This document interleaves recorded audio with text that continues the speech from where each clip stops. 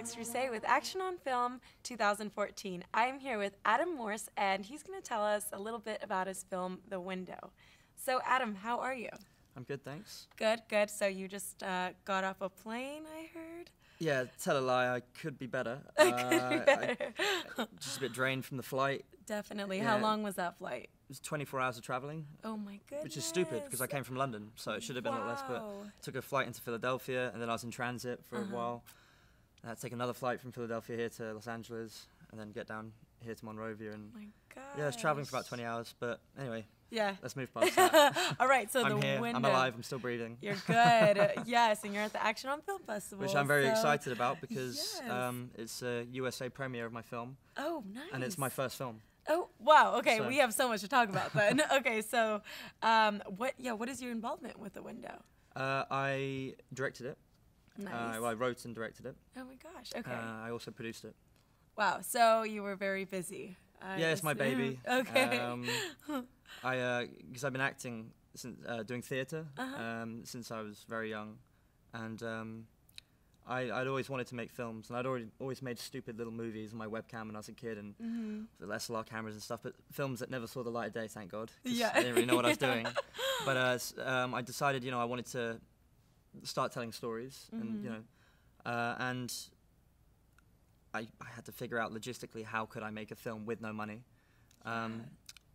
And I took a trip to Las Vegas. Oh wow, fun. Well, that was already on the cards anyway. Okay. But but during those few weeks building up to the trip, I was thinking, when I get back, I want to make this film. And luckily, my fortunes favored out there playing blackjack.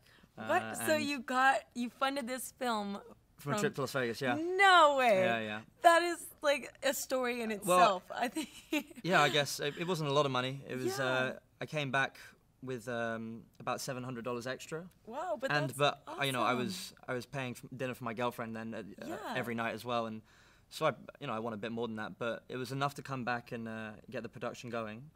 Awesome. And because I was producing it as well, I was kind of writing with my producer's cap on, thinking how can we do this?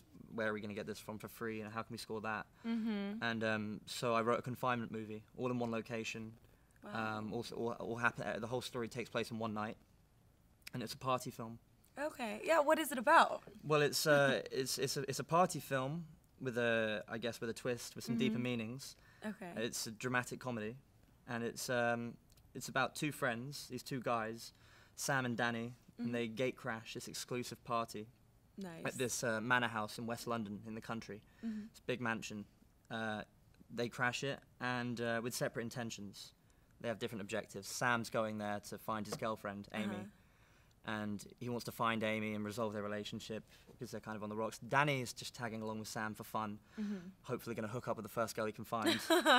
Anyway, the universe has other plans for them, and a single coin flip separates them from each other and alters their destinies.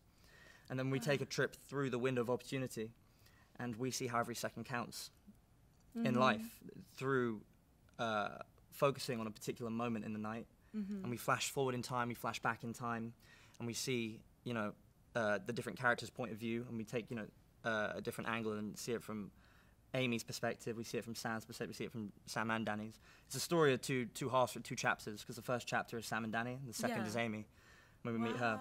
But it's non-linear, and it's a funny movie. It's been well received so far in the few screenings we've had. We screened at the London Independent Film Festival in April and won the Audience Award for Best Film. Congratulations. Thank you. And the reaction to the film's been amazing. It's been unbelievable. I'm really proud of it. It's a cool film. That's so awesome. Well, I'm so excited to see this. Yeah. And how long is it? It's 17 minutes. 17 minutes. Which, whenever I tell people that, they're like, wow, all of this happens in 17 minutes? A story about fate, luck, destiny, and time, exploring the butterfly effect and all this stuff, but it's, you got to see it. And then it's a high-tempo film with a lot of adrenaline, so, So did you ever consider acting in it, or you were like, no, I cannot add that to... I did. I was going to play Sam. Oh, you were? Yeah. And then what? How did that change? Well, I was confident going in and making it. I knew I could make this film and make it the way I wanted it to be, but I knew that, being in it myself would be a bit more time restraining. It would be an added level of stress. Definitely. And I just wanted to focus on being behind the camera for the first time and directing. So I wanted to be, you know, with my cinematographer, Michel Dierix, at all times behind that monitor, just concentrating on on other people's performances and not worrying about myself. And then going doing a playback and oh, how am I doing that? I just wanted to focus on making the film. And but in the future, I would like to act in my own pictures. Yeah. Can you see yourself doing that after, you know, directing your first film? Yeah, I think I could. Okay. In the future, I'd love to, and I think that's what I'm going to do at some point. But yeah, ultimately, instead of playing Sam, I got a friend who's an actor, Tom Chapman, to play him, who's studying at Guildhall in London. Awesome. You know, very prestigious acting school, and he's just in his final year now, and he's doing very well for himself. But Callum McGowan, who plays Danny, he's just done a national tour playing Romeo and Romeo and Juliet. Oh, wow. Touring the UK playing Romeo, so he's doing quite well. goodness. And Mabel Clements, who plays Amy, she's just done a run of A Doll's House in Broadway in New York City. Oh my gosh, so so this is a great cast The that cast you is have. unbelievable. The performances Wow. are really fantastic performances from Oh my all of them. goodness, that's Yeah, they're really great. And a little band who are just on the rise as well in the UK now called Jungle. In fact, they're getting a bit of fame over here in the US, and they're actually Cool. #2 in the album charts, just behind Ed Sheeran. What? But They've- oh my God, yeah, Ed Sheeran. and this is one of my old friends, best friends from when I was about 7 years old. He plays guitar for Jungle, and the day after the album dropped, it went straight to #2 in the charts behind Ed Sheeran. This was last month.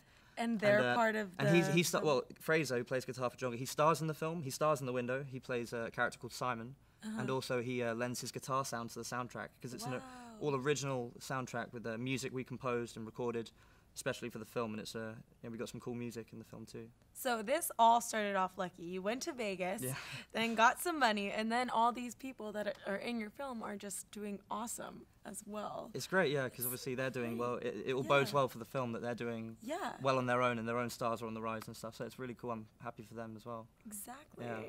Well, what was one of the biggest challenges that you found making this film?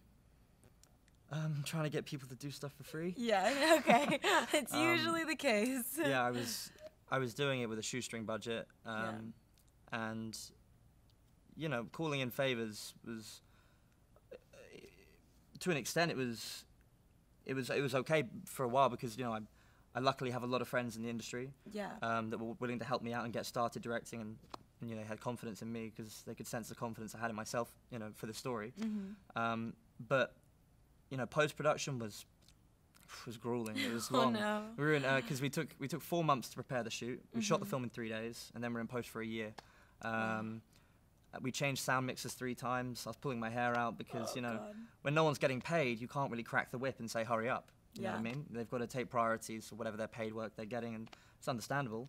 Exactly. But that was probably the biggest difficulty, trying to crack the whip, so to say, without even though you know, people are working for the credit and for the passion of the project, because everyone really had an affinity for the story, because obviously a lot of the themes of The Window are very universal, and they kind of resonate in all of us, you know, the themes being time, luck, destiny, and fate and stuff. So it's something that everyone who read the script was, you know, ready to jump in and get on board, and really enjoyed.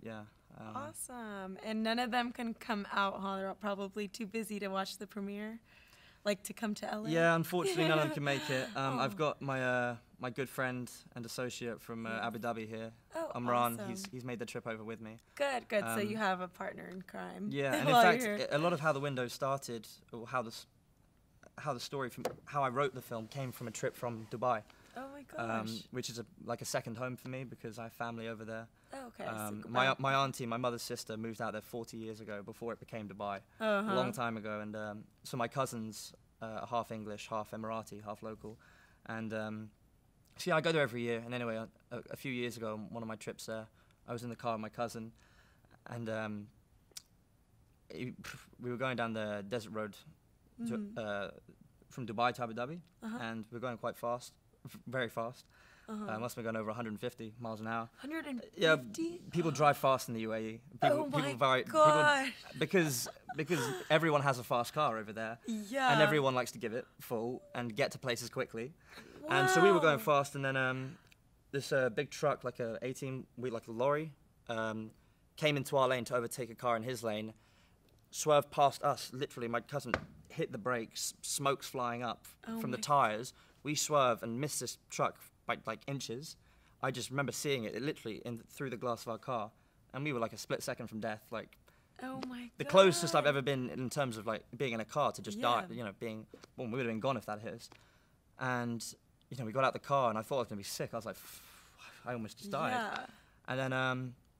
And then I was looking through a few of my scripts that I'd written growing up, a few screenplays, short films, and I found this one called Tipsy, which was a house party movie. It was just like an outrageous comedy, Yeah. 10 pages, and then I started redeveloping it into a drama about time, because that got me thinking about how every second counts and how split seconds can make that difference. You know, whether it's missing a phone call and then that has a chain reaction to everyone in your life. Missing that one phone call will have a domino effect. You know, the person who tried would then go about their day completely differently. You know, that window of opportunity to get through to you will close, and then that's a different destiny that you will go live. Yeah, I completely what I mean? agree. Sometimes I do something in my car, and I don't go right when it's green, and then a car runs a red light, and I'm like, if I would have just, gone straight on green, it would have all been different, yeah. It could have been so different. It's just crazy how every second can make the biggest of differences. Yeah, so time's precious. It is. Time is precious, and fate's fragile. I mean, everything can change in a split second. That's what the window's about. Yeah. My film's all about that. Yeah. And my mother's, said to me as well. She's like, "Oh, I should never have sold my house in Putney that she used to own in the 70s. Because Putney now in West London, the houses go for millions there now. Oh, and she sold it for peanuts, 20, 30 years ago. She's like, I should never have sold that. And I'm like, Mum, you say that, but if you had kept that house and you hadn't have sold it, you wouldn't have had me. Yeah. And I wouldn't be here. And she's Yeah. like, what do you mean? Of course I still had you. She doesn't understand. She doesn't get She doesn't. I think she might get it now, but when I first tried explaining it to her, how the butterfly effect or the theory works. Yeah.